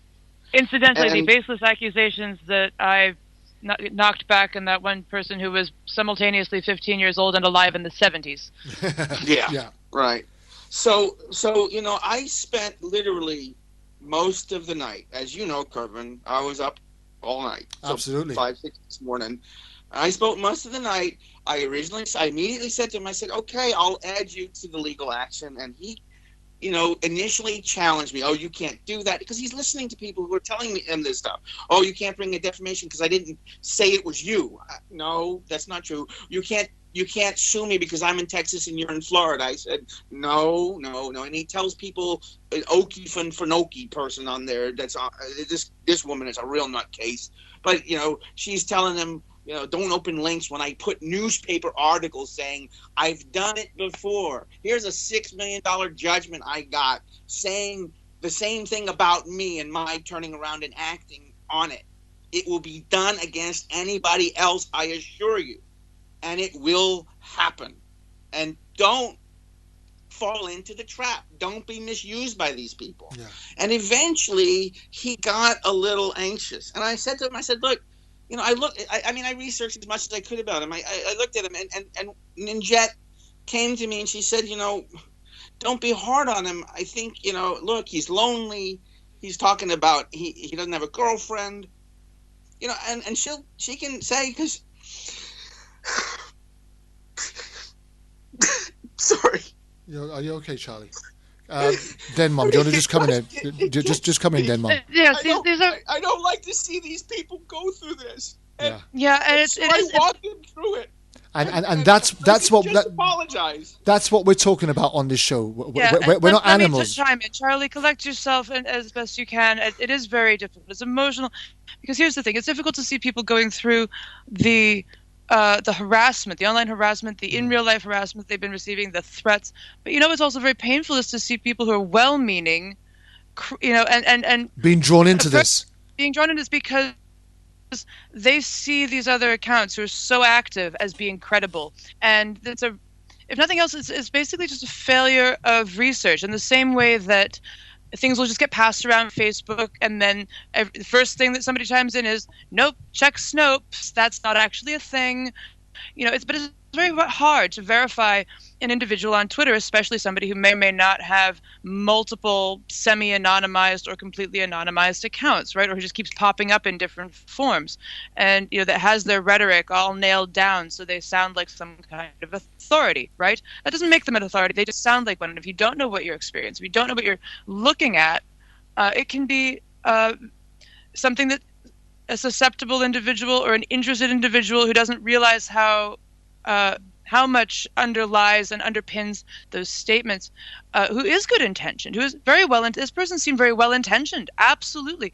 And it was sad to see. It always is. Maybe somebody who's well intentioned just sort of being brought under the fold of this toxic influence. So that's a different kind of sadness, but it's something that we try to prevent. And one of the ways that we handled this last thing was, not really certain where this person falls right now, but Charlie was engaging in direct discourse with this person, saying these are baseless allegations, it's been shown, et cetera, and in the manner of Team Den Mother, we come at it with respect.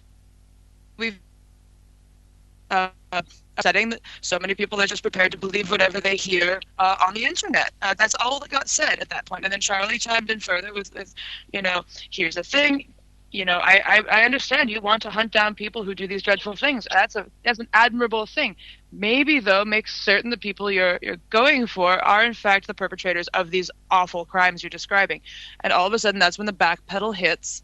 And wouldn't you know, by the end of it, we've got Charlie saying, "I accept your apology," and Team Den Mother saying, "And we as well appreciate you being so forthright about your position and your mea culpa."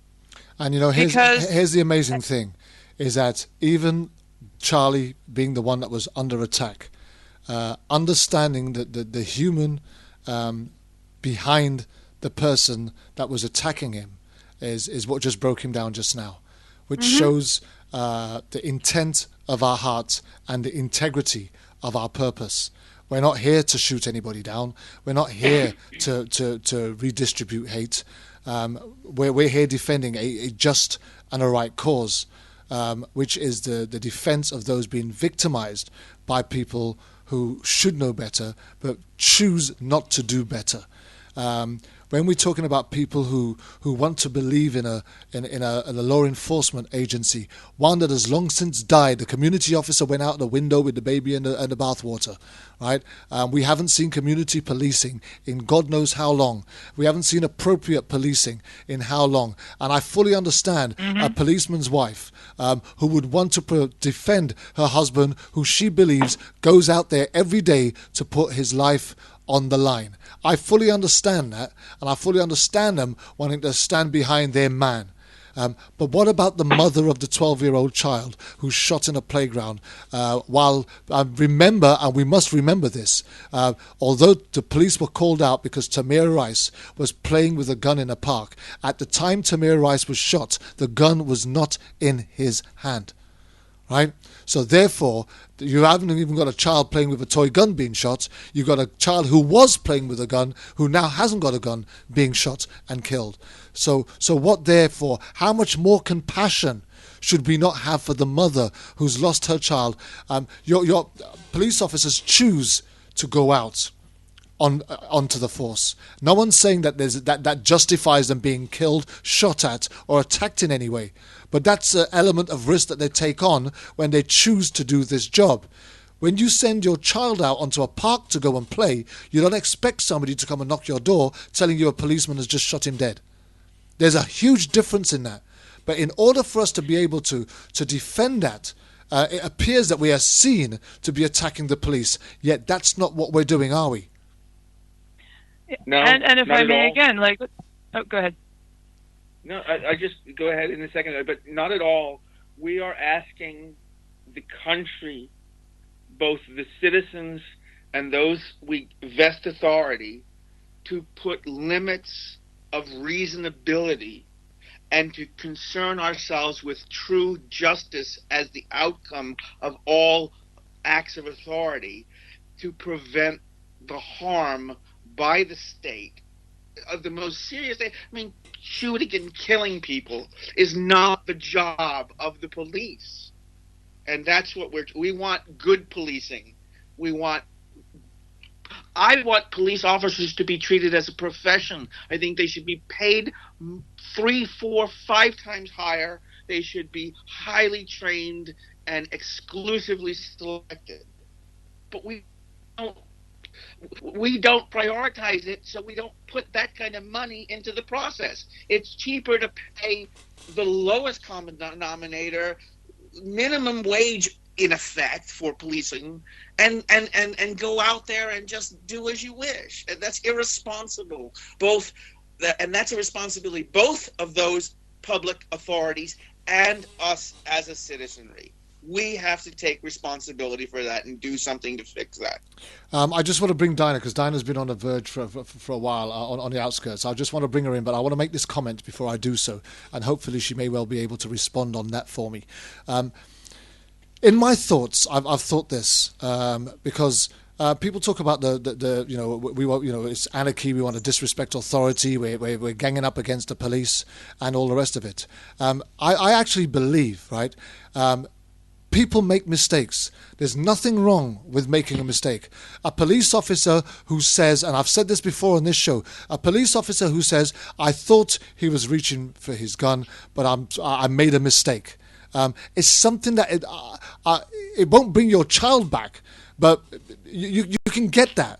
But I suppose what we're really talking about here is the moment they begin to lie, the moment they begin to start planting evidence, the moment they start switching their stories and putting something derogatory on the person that they've just killed in order for them to justify what they've just done and protect their position, that then becomes murder. And that shifts the whole thing away from an accidental shooting to intentional murder. Now, surely, when we're talking about police corruption and police brutality and unlawful killing, we're not talking about police officers who've actually, in the call of duty, have had to go out and defend the community against gangbangers and rapers and murderers and bank robbers who are running around shooting up the street. We're talking about police officers who've killed, shot, unarmed individual and predominantly black individuals, to say the least, making it appear to be more racist, whether people want to agree with that or not. But the moment they start covering it up, the moment they start planting evidence, the moment they start putting in guns next to bodies that they've then killed, and like we saw in a video just a couple of weeks ago, the moment a police officer can accidentally shoot his own colleague with a gun and then plant that said gun on the person that they've just killed in order for them to justify, right, what they've just done. Surely that's not anything that anybody with any common sense, whether it's a policeman's wife or a local mayor, should want to stand behind and support. Dinah, do you want to come in and just respond to that? Yeah, often like when I'm reading things and people's responses that are in support of like the police, it seems like it's black and white. So you're either pro or you're anti. And that there's no in between, and like a lot of people have this assumption that I'm like anti-police, when in fact I'm not. In fact, what I'm against is like the desecration of the process. You know, it's all about the process that I am in support of. And it seems that if somebody says along the line that, okay, officer so-and-so, he did murder somebody, and, you know, he was a douchebag, he should be brought up on charges, and he should go to jail and face the law, that if people were to start saying that, then they have to almost see everything else. And I think it's always like the truth that everybody wants, but in reality, it seems that the lie is just so much more comfortable to be in. Because once we start saying that, yeah, okay, well, these cops have murdered people, then we actually have to deal with it. Whereas it's easy to take the position of like, well, that person was a douchebag, that person was homeless and dirty, that person had a criminal record, that person shouldn't have been running from the police, well, that person shouldn't have been playing with the fake gun, that's his mama's fault, or whatever absurd defense that's going to be portrayed and communicated. It's easy to say those things in spite of them being absurd, because dealing with the reality is so much more painful. But it's going to require that in order to fix anything. Like, I've never been against police officers. I mean, I'm against the brutality, and I'm against unlawful killings and corruptions and murder and co-conspirators from my government. But that doesn't make me any less in support of like, hey, our police department needs X, Y, and Z in order to perform their function. Like, that's a reasonable statement, but people want to be unreasonable because I think nobody knows what to do. Okay, I just want to bring, before we move away or we move on from anything else, remember we're coming up to the last 15 minutes of the show. We've probably still got quite a few things that are still left unsaid. But we're still in the middle of talking about the people, families, individuals being drawn in into this web of hate by the trolls, such as those that we've mentioned. And I believe that Denman wanted to come in and say something on that just before we moved on. I do. I was just going to say that, I feel, as you were saying, that many individuals, most individuals perhaps, don't start out sort of where they've ended up in life. The culture that we're all a part of, both broadly and specifically our subcultures, informs our responses. And with the police or other people, it could be a lack of training. I mean, for instance, people with mental illness or other developmental disabilities have had a huge preponderance of issues with the police over just the statistics over the last year, which is another cause that we're very passionate about here at TDM. But then when you look at anyone from a family member to a police officer who may or may not in fact have been culpable, but was maybe just called in on the same call, being thrust into the media limelight, that sudden celebrity factor, that is a thing. And then in so many cases, you have a very relatively small handful of veterans within a movement, within the social media environment, a police force, or wherever they happen to be, who are jaded, who may be malicious, and who have influence on others. And you only need a small number of instigators to send the boulder rolling downhill. You really don't. You just need a handful of people on either side of an argument for it to blow up into a full-on riot, either online or in real life. It's been seen. It's happened. It literally happened in Baltimore in April. That is exactly how things went. And to take these highly systemic issues and get them sorted out, it's almost impossible when you look at the just umbrella of it and the history of it, and it's so overwhelming. So part of our value set here, beginning with the individuals, I mean, it really takes exactly what Charlie showed with that emotional breakdown that was so heartrending, because we do have strong feelings about this. We try very hard not to let our personal biases inform our work, but that does not mean we can't have feelings about it, and we have to, because as soon as you dissociate from it is when the love dies, and again, we're so keen on that. And so the value set that we try to espouse as a team, justice, compassion, and respect, that extends to everyone who's being damaged by this ugliness and the social environment that's around it, regardless of where they stand within the problem, because these problems are not exclusive to anything. They're the systemic disenfranchisement, the systemic violence literally affects everyone in society, whether they realize it or not, whether you benefit from it in some little way, whether it harms you only in a subconscious way, or whether it's cost you a family member or many family members. Nobody is exempt, and we have nothing but compassion and respect for those people dealing with it on a direct level, and just want to see justice happen, starting with the smallest thing, the smallest hug. The smallest. Absolutely. Words that are pulling up my heartstrings as you speak. Ronnie Canada, are you still there? I'm still here. Ronnie, before we close the show, we're running into our last 10 minutes, and we've probably got a little bit of time just to get in a couple of things. I just wanted to ask you a question. You've been on the show, you've been listening to the show live on real time for almost the last 2 hours. We opened with you talking about the use of your track on our particular show. And I know you've listened to my show on several occasions, and you've been part of my shows on many occasions. But being part of listening to it as it's being discussed, how does that make you feel about what you're hearing going on in this forum as we speak? How has that got you feeling, and in an understanding how best your music can then go on and be used from here on in? It makes me feel like, see, I never heard the terminology of troll, but I'm learning something. Like troll, they must be like stalkers, like you said, people that's hacking into you and hating on you. So I'm getting an understanding on something new here with the troll situation. But I think it's devastating that people would just try to tear you down all the time when you're trying to do something good. Yeah. Look, thank you very much for that. But I want to bring in Charlie, and then I'm going to come back in with Denman. But Charlie, are you there? Yes. Yep. There was something that you wanted to add, I believe. I just want to reiterate something I said earlier in terms of getting information to the public, but I want to call out to everybody listening. Anybody who's a victim of trolls, or anybody who's watching someone be victimized by trolls, reach out to us at the hashtag #UpaTroll, hashtag OPATROLL, and to the @TeamDenMom, and give us the information, make a call to help, but also don't, when I say us and we, I'm not talking about an exclusive, closed, small group of people. It's an open concept.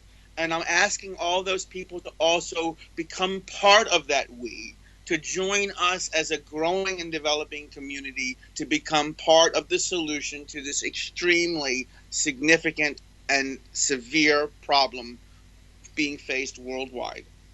Thank you. Thank you, everybody. Dinah, are you there? Yes, I'm here. Dinah, I just want you to just feedback very quickly, as an activist, hearing what you've just heard from the team of people that are Go Team Denmom, right? How confident are you that we can accomplish what it is that we're set out to do to support people like yourselves and the victims of this hate crime? Well, sitting here again, I'm getting educated, like in the process, because it's something that I haven't paid much attention to. But hearing everything and the information that I have, that I was able to gather from you guys, I have absolute confidence that that this is something very positive, and it's done in the name of justice, and it's done through love or because of love. And whatever I can do to help you guys, you can count Albuquerque in. Thank you for what you do. Thank you. And Outlaw, are you still there? Okay, we've lost Outlaw again for a moment. Just coming back to you, Denmom. I think... Oh, I'm sorry. Go on. No, you go on. I simply... the only thing I can add at this point is... I believe that this is why we're able to win and win small victories so quickly.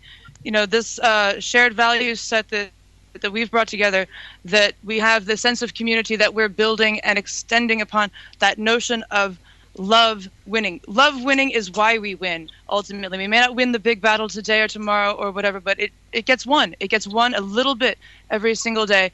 And Charlie, thank you so much for plugging the account. Thank you so much for plugging the hashtag. Again, that's @TeamDenMom. and hashtag OPATROLL to get in touch with us if you have a legitimate issue or think that you might.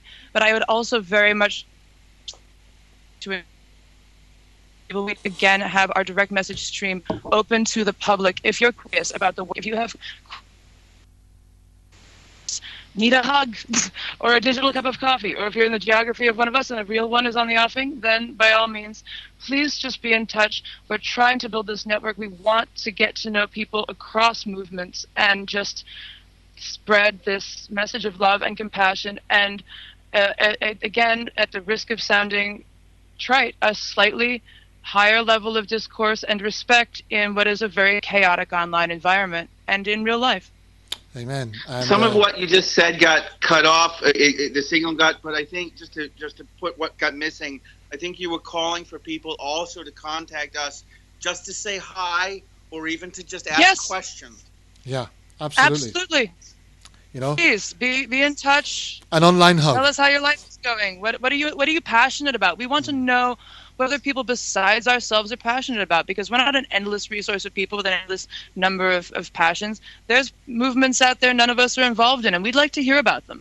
And please be in touch. Just finally, let them know that we've got a website that we're building that's about to come online. Mm-hmm. I'm not sure how far off we are from that, but we are building that will have a tremendous amount of resources and access to resources, information, and contact that will allow you to be part of what's going on here at Team Den Mother, right? Yes, we are working on the website. We're essentially trying to figure out what is the best way that we can get the most possible information out there, provide the greatest number of resources. We've decided we were going to try and throw something up onto the internet by this broadcast, and then later sat back and went, you know what, we'd rather do this right the first time than fast and shoddy. So it may be in time for the next. It may be tomorrow if I have a massive brainwave and can code all night. I'll make some more of my famous coffee. But we'll just have to see about that. But we'll keep the Twitter updated as to progress, and in the meantime, continue to provide resources and news bulletins and things through the Twitter stream, if nothing else. And as soon as that site goes live, trust me, it will be made very, very plain that is a resource and available to all. Just a couple of things before we go. Ronnie Canada, you still there? I'm still here. Okay, a message from the entire team right here at Team Den Mother and Issues Today. We want to thank you for your music, and Ninjet's producer wants to specifically tell you that your music inspires us and inspires what we do right here on Issues Today, and has been the linchpin, the launch of the movement that is to become the new Team Den Mother. Okay, so we just want to thank you for allowing us to use your song in order for us to put it out there on the show. It speaks volumes. I paid the crime. I paid for my crime. I've done my time. The death sentence is a far greater punishment than what the crime entails. And just before we close, World Jam Global Management has just sent me a message wanting to thank each and every single one of you that are here on this show right now. Dinah Vargas, Charlie Gratsby, Outlaw, Denmum, Ronnie Canada. Have I missed out anybody? I think I've got you all. We've got 2 minutes. We've got 2 minutes left, and 2 minutes. We've got two whole minutes. Yeah. I just wish we could have Ronnie sing his song. That would be wonderful. I'd also like to say that, for any troll type folk or people who are not sure where they fall in their alignments, that there's talents that can be used to a good purpose, like this sort of counter trolling issue of coming at them with just the simple truth and seeing what happens. If you're not really sure where your allegiance lies, try out the side of love and compassion and see how it suits you. Love always wins. Love always wins. A final message to those that are being drawn in by the trolls unwittingly. Think before you act. Well, I'm going to sing another song, Kervin. Everybody hear me now. I got another song I'm going to sing you. It's a trancey song. And it's called Stop Playing With My Mind. And it's talking about Skyping me, stop Twittering me, Stop bullying me. Then you better hurry up and sing it because we've got 40 seconds. No, I'm gonna send it to you. Go. Send it to you. Oh, you're going to send it to me? Yeah. Okay. Stop playing with my mind.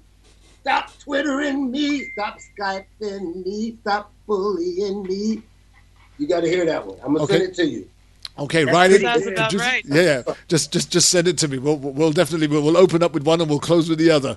I'm quite happy to do that. But look, it's for the trolls. It's for the trolls.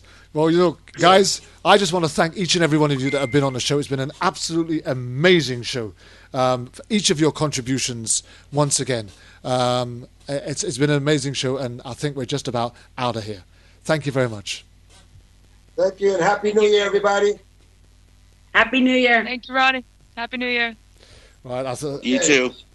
ladies and gentlemen, Thank you. I will let you know the moment the show is downloaded. It's time for us to hand over. We've got iSean coming in from the Bronx, New York, with the One Drop Reggae Show. Thanks very much, guys.